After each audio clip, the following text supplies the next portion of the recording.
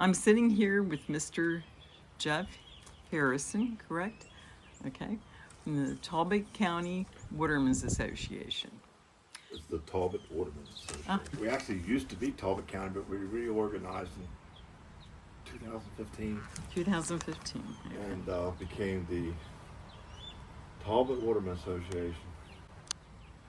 And what can you tell me about the Watermen's Association?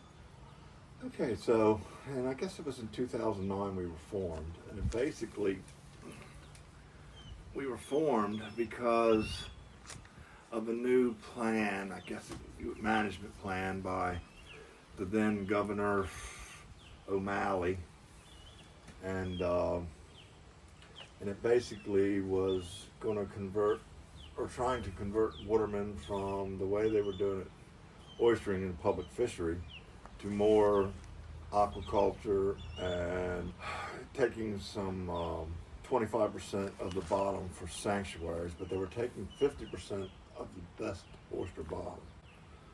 So we decided to get together and form a group so that we could fight the whole thing, really. Yeah. We were afraid that we were going to lose the way of life that we're used to for the last, I've been doing this for 48 years, I think. So.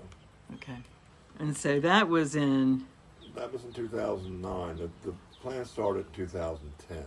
Okay. And in 2011, they started working on the first restoring sanctuaries, and the first one was Harris Creek, which of course is right out my back door here. So yeah. And so we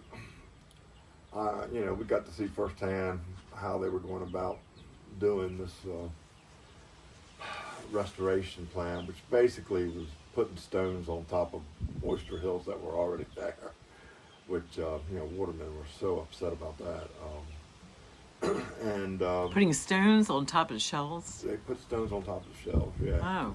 And then created other places. Yeah, they never came in and cleaned any of the bottoms off. They basically just came in and started putting stone over it.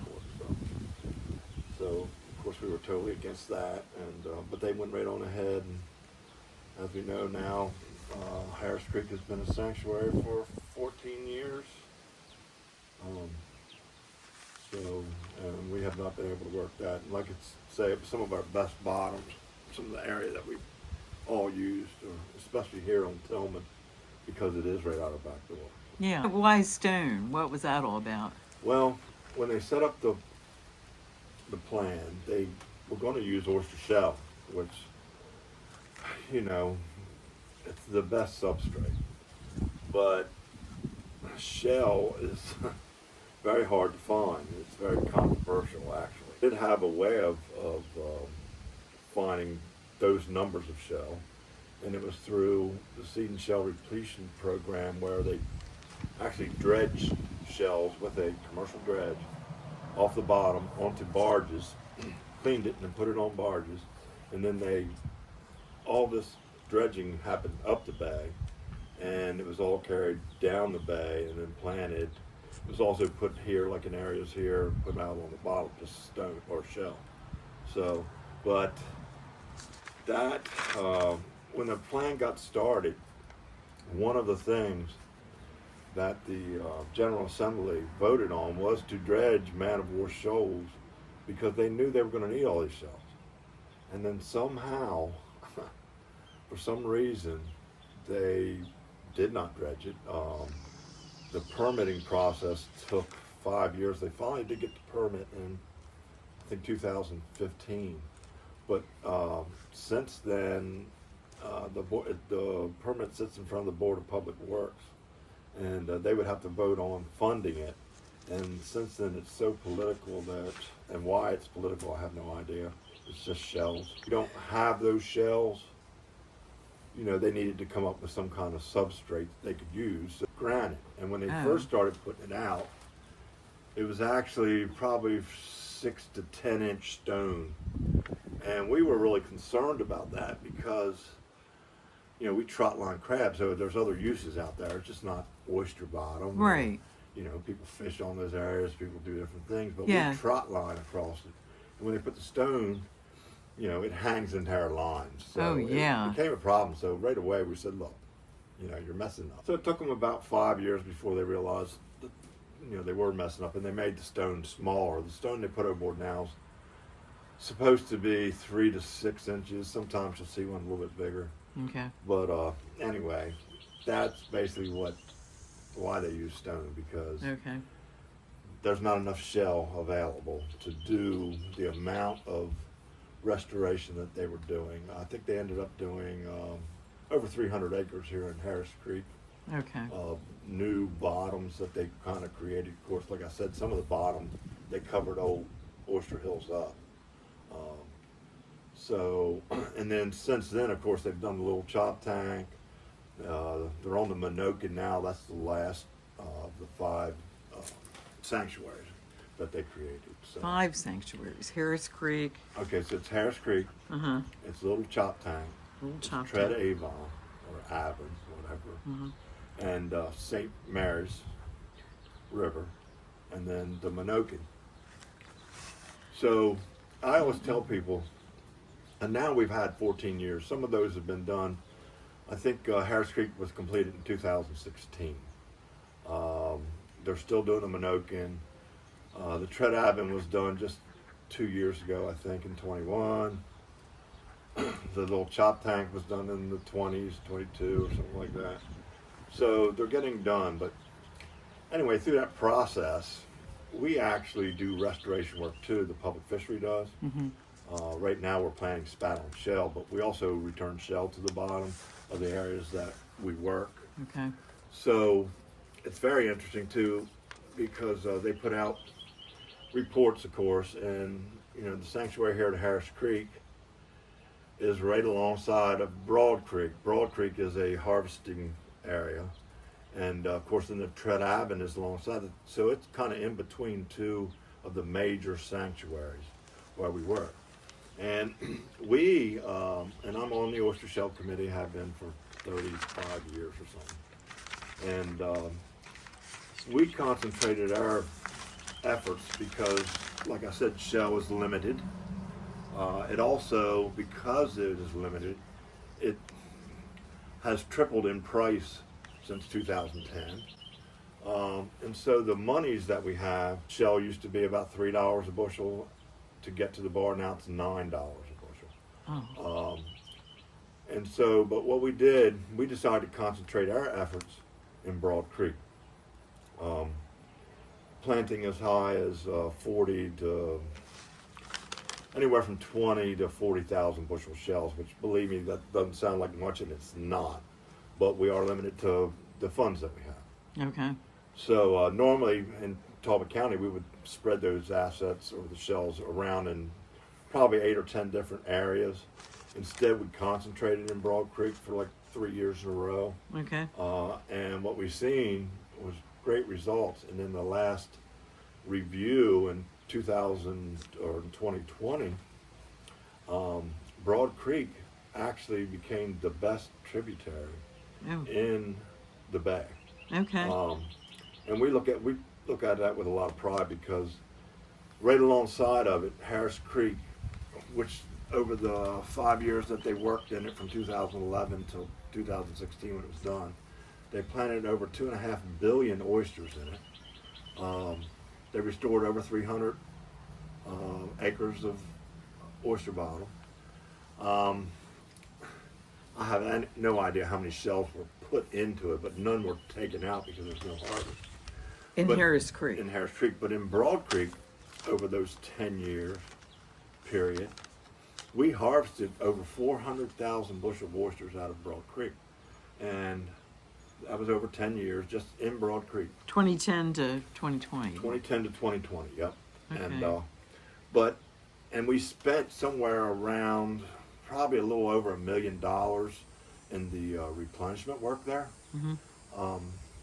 So we compared the two, and in 2020 they were compared, and the interesting thing is after taking all those oysters out of Broad Creek and harvesting it, there are still more oysters in Broad Creek than there are in Harris Creek after they spent $30 million to do their work.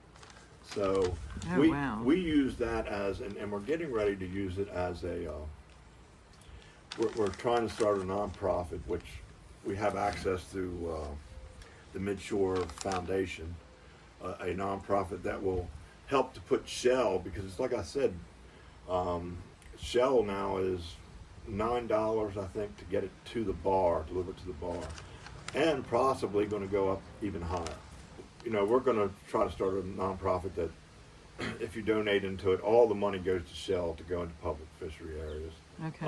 And it's basically because we had saved up some funds, and what happened was Shell was hard to get. We actually couldn't get what we wanted. Like I say, it was limited, and we got cut down. The public fishery was planting around 200,000 bushel a year. Well, they cut us down to 100, and it just was so minimal that our efforts, you know, just weren't making any headway. So now you're going to try to start a nonprofit. Now we want to start a nonprofit. We want people to donate to it and help not only the bay, but also the watermen who work in the bay.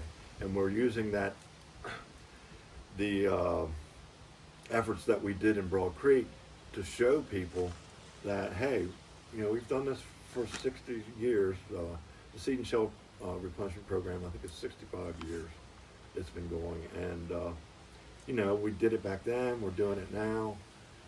Sanctuaries, you know, we're not saying we don't need sanctuaries. Sure, you need some areas, but I think that we've shown that definitely doing some work in them, like hand hauling or something like that, at least brings some of the shells up out of the bottom and cleans them so that they can receive a spat set, a natural spat set. Yeah, and so right now, tomorrow, I'm going to the Eastern Bay Environmental Center. It's Eastern Bay work group for the next 2 days. We've been working. The new formula, of course, is to try to work with all the stakeholders, and which, you know, we've done for the last 10 or 12 years. And so we're probably midway through the project. It's a year-long project that we're trying to come up with a plan to plant spat-on shell in Eastern Bay and Miles River, but using all three, I don't know what you would call them, but it's public fishery, the sanctuaries, and aquaculture all working together to try to come up with a plan to increase the amount of oysters in Eastern Bay and Miles River. Eastern Bay used to be one of the biggest public fishery areas, and really for the last 20 years it has been hardly any harvest out of it. We did see some uptick last year, and now that let's see, I guess it was in 2022, a bill was passed to put $1 million worth of spat-on shell in sanctuaries in Eastern Bay, in the sanctuary parts of it, and then $1 million into the public fishery. And we've actually started that project. We've done some of our first plantings. I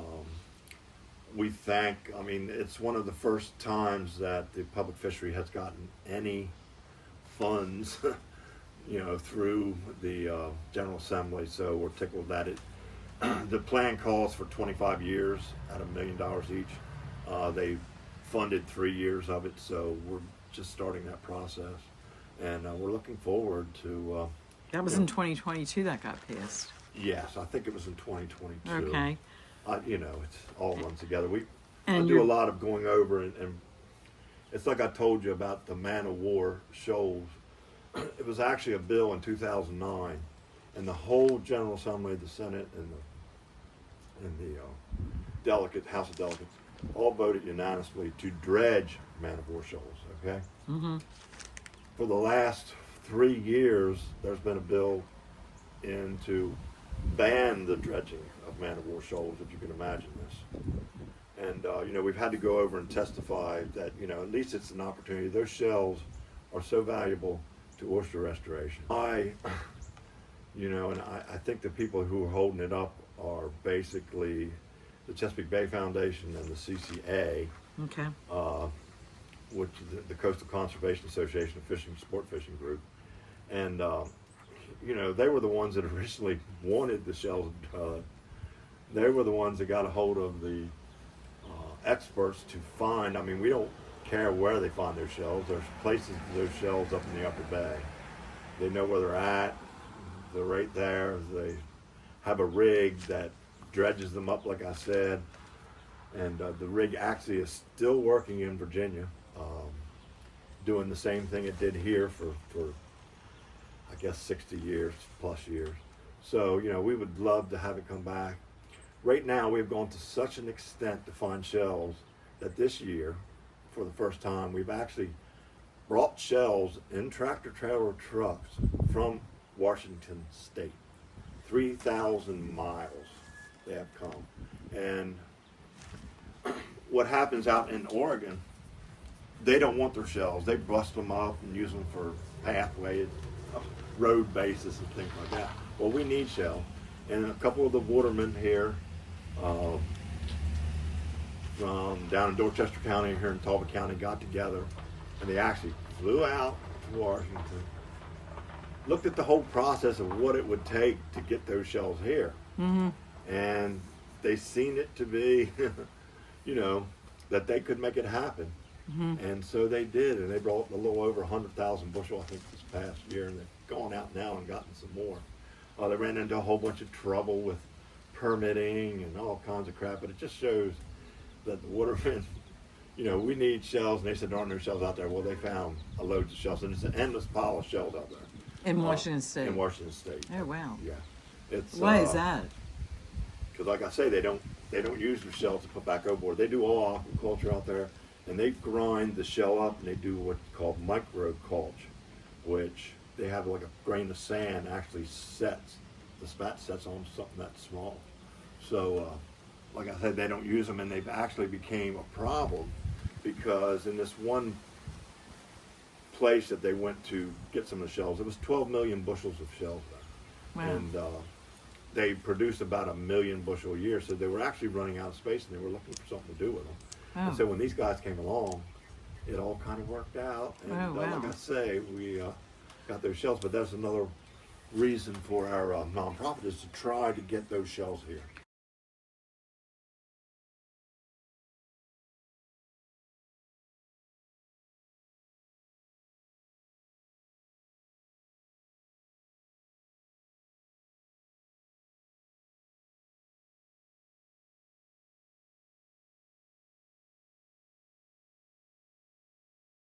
In a cross-country effort to replenish the oyster population in Chesapeake Bay, 3 seafood companies partnered to ship 84 truckloads with millions of Pacific oyster shells from Washington State to Maryland.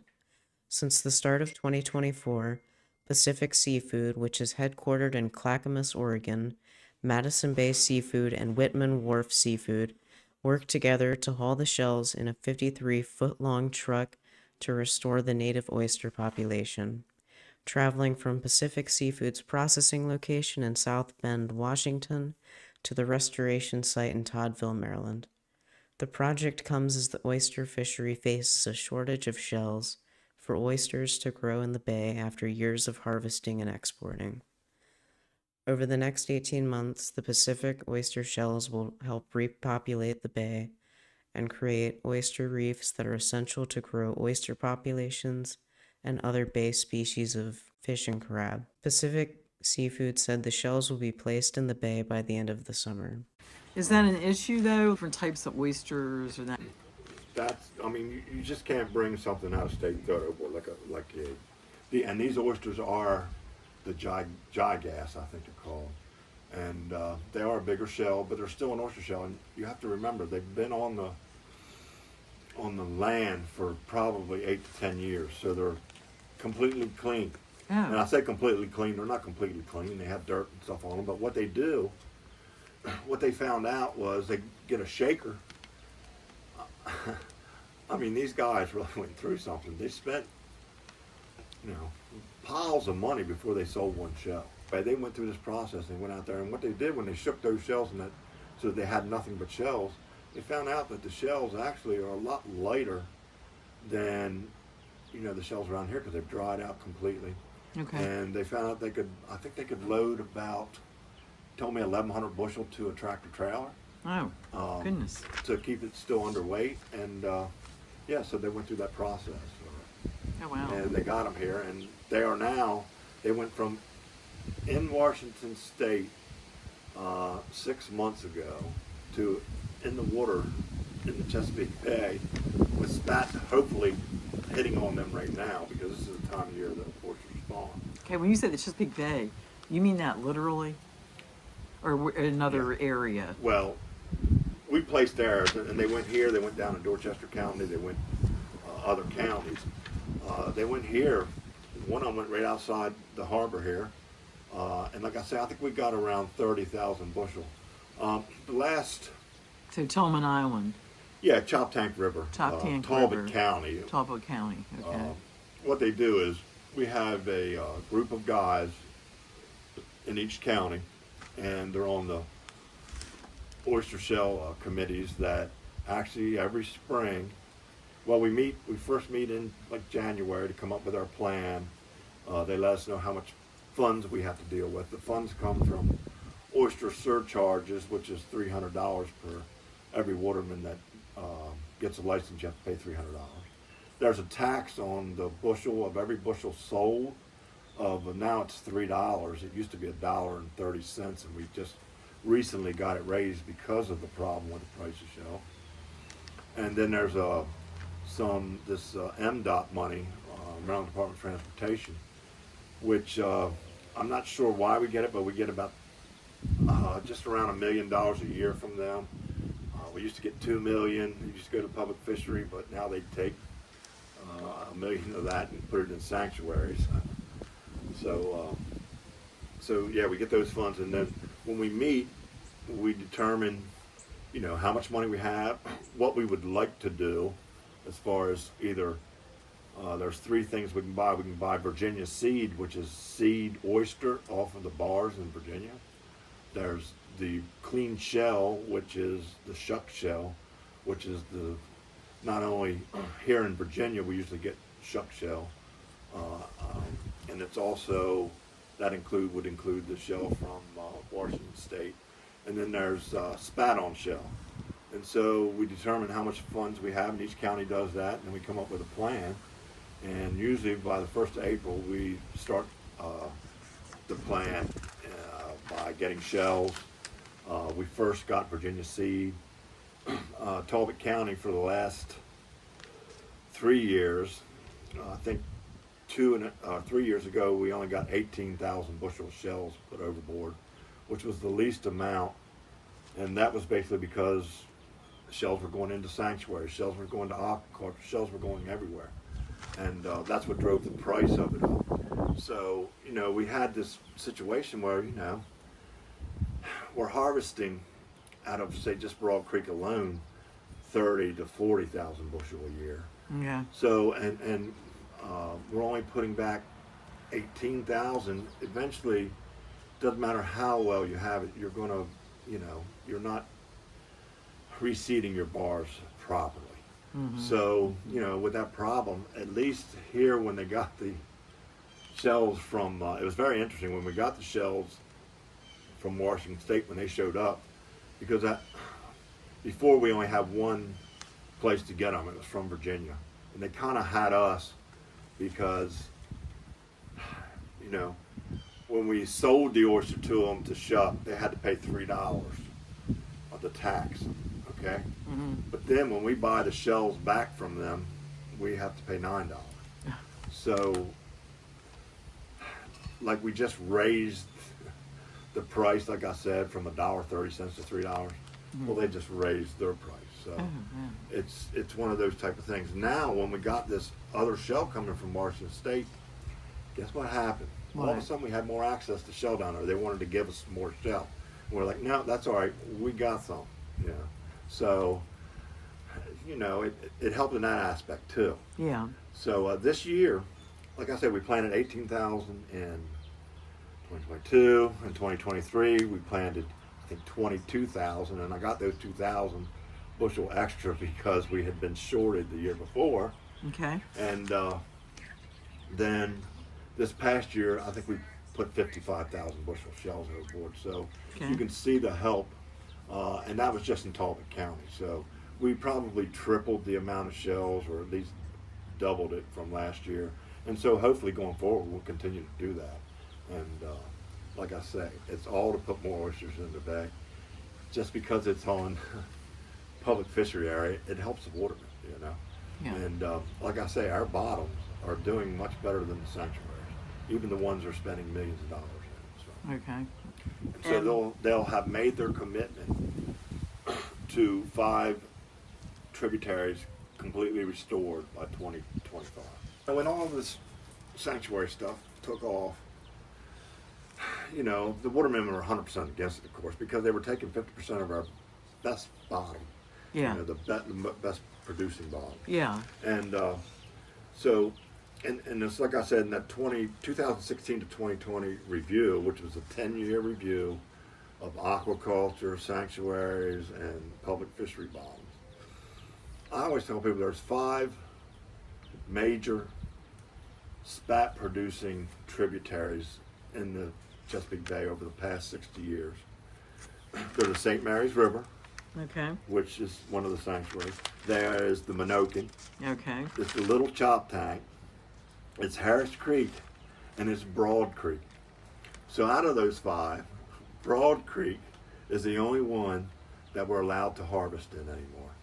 And according to that study done in 2020, and it's all, I've been through it, it's 900 some pages, but Broad Creek is the best tributary. It has more oysters than any of them. So, you know, we put out there, look, here's what we did for $1 million over 10 years. Here's what they did in Broad Creek for $30 million over about a 4-year, 5-year period. And without harvesting anything out of there and putting 2.5 billion oysters in there, we harvested over 400,000 bushel of oysters out of here, which I think it, you know, at an average, say $30 to $40 a bushel is, you know, a lot of income. And then plus the oysters that we caught more than likely went down, got shucked, and the shells went back overboard, more than likely into Harris Creek. And yet, after all that, there's more oysters in Broad Creek than there is in Harris Creek. And since this report came out in 2020, which is now it's been 4 years, Okay. I bring this up at every meeting that I go to. I'm on the Oyster Advisory Commission. Okay. I'm on this thing tomorrow, the Eastern Bay, and you know, there's no answer to it. They all agree with it. Yeah, it's true, but they don't seem to want to do anything with it. When you say they, who are we talking about? This is the DNR, who is, you know, conducting the plan. They're the ones putting the oyster management plan in process. This next OAC meeting that we're going to, which is in August, I think it's August 12th, Okay. we're discussing what to do in sanctuaries. They really don't have a plan going forward. They wanted to, you know, they did 5. They were going to do 5 more sanctuaries, but for some reason I don't know if it's because of funding, because funding I think is harder to get to right now with an election year. No one knows what can happen because if a Republican gets in, you know, I guess at the federal level, there's a lot of that funding that's going to disappear for sanctuaries. Okay. Maybe it'll come into the public fishery, who knows? But, you know, so they're taking a different look at it. And of course, some of it is because of that 2020 review. There are 51 sanctuaries. They worked in 5 of them. The other 46, there's probably only 2 of the other out of that 46 that are doing any kind of holding their own or getting better. The rest of them are either staying the same or going backwards. Okay. And it's the ones that are going backwards that they really need to do something with. One of those is like the Chester River.